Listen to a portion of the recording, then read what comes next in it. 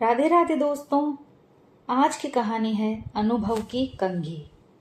एक गांव में रामधन नाम का एक पुराना व्यापारी था जो अपनी व्यापारी समझ के कारण दोनों हाथों से कमा रहा था। उसको कोई भी टक्कर नहीं दे सकता था।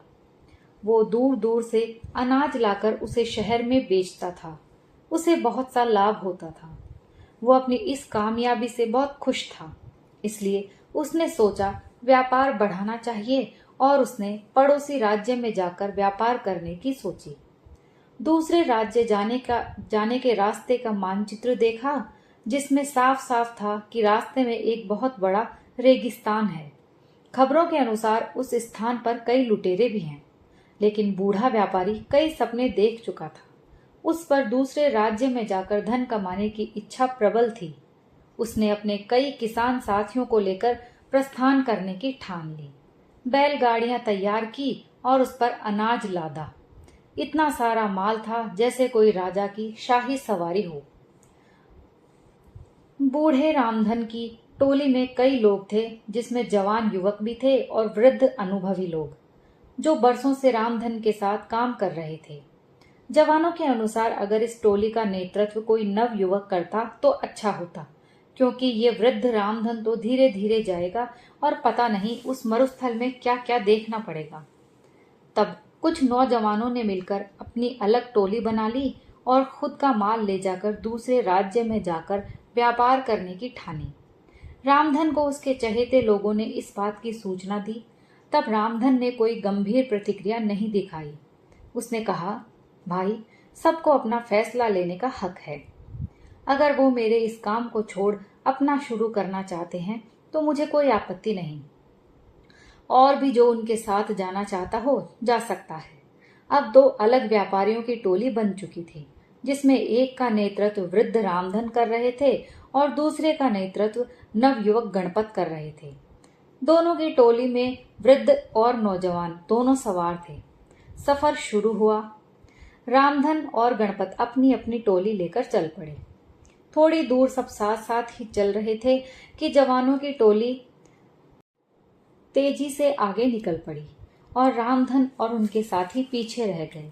रामधन की टोली के नौजवान इस धीमी गति से बिल्कुल खुश नहीं थे और बार बार रामधन को कोस रहे थे, कहते कि वो नौजवानों की टोली तो कब की नगर की सीमा लांघ चुकी होगी और कुछ ही दिनों में मरुस्थल भी पार कर लेगी और हम सभी इस बूढ़े के कारण भूखे मर जाएंगे। धीरे धीरे रामधन की टोली नगर की सीमा के पार करके मरुस्थल के पास पहुंच जाती है।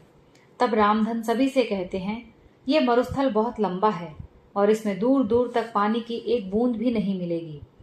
इसलिए जितना हो सके पानी भर लो। और सबसे अहम, ये मरुस्थल लुटेरे और डाकुओं से भरा हुआ है, इसलिए हमें यहाँ का सफर बिना रुके करना होगा। साथ ही हर समय चौकन्ना रहना होगा। उन्हें मरुस्थल के पहले तक बहुत से पानी के गड्ढे मिल जाते हैं जिससे वे बहुत सारा पानी इकट्ठा कर लेते हैं।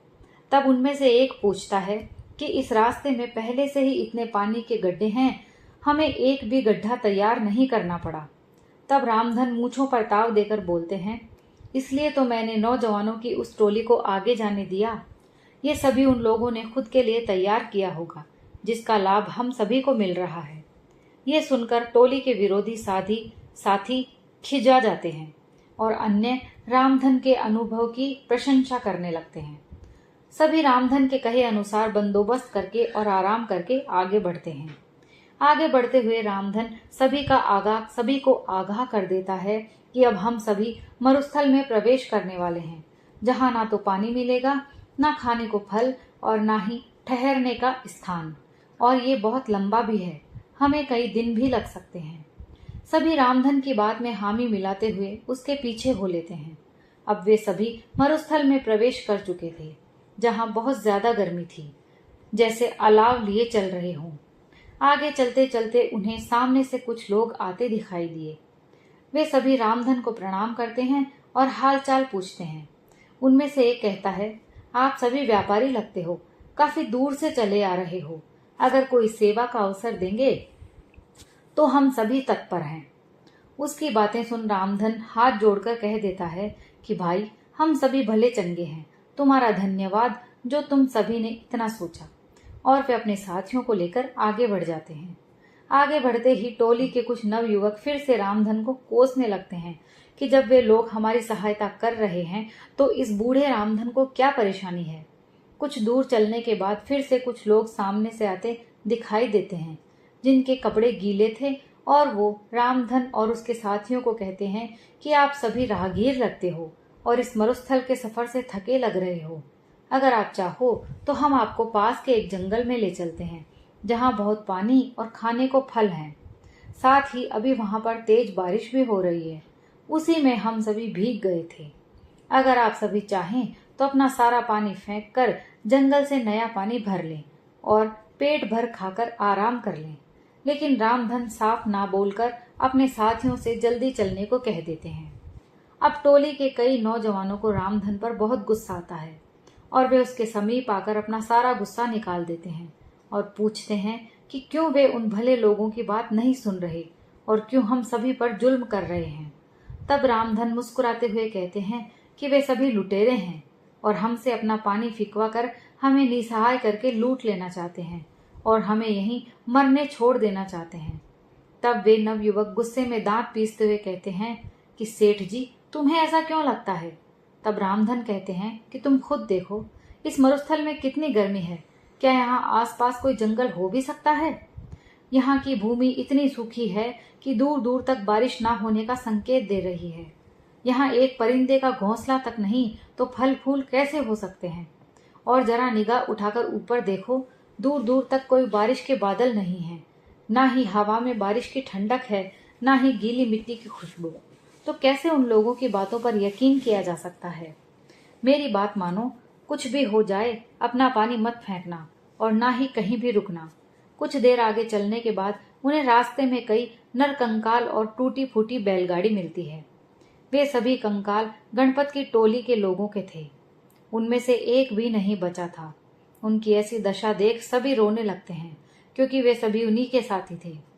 तब रामधन कहते हैं कि जरूर इन लोगों ने तुम्हारे जैसे ही उन लुटेरों को अपना साथी समझा होगा और इसका परिणाम ये हुआ। आज उन्हें अपने जीवन से हाथ धोना पड़ा। रामधन सभी को ढाढ़स बंधाते हुए कहते हैं, हम सभी को भी यहाँ से जल्दी निकलना होगा, क्योंकि वे सभी लुटेरे अभी भी हमारे पीछे हैं। प्रार्थना करो कि हम सभी सही सलामत यहाँ से निकल जाएं। दोस्तों, ये कहानी यहीं समाप्त होती है और इस कहानी से हमें शिक्षा मिलती है कि अनुभव की कंघी जब काम आती है तब सर पर कोई बाल नहीं बचता। यानी अनुभव उम्र बीत जाने और जीवन जीने के बाद ही मिलता है। अनुभव कभी भी पूर्वजों की जागीर में नहीं मिलता।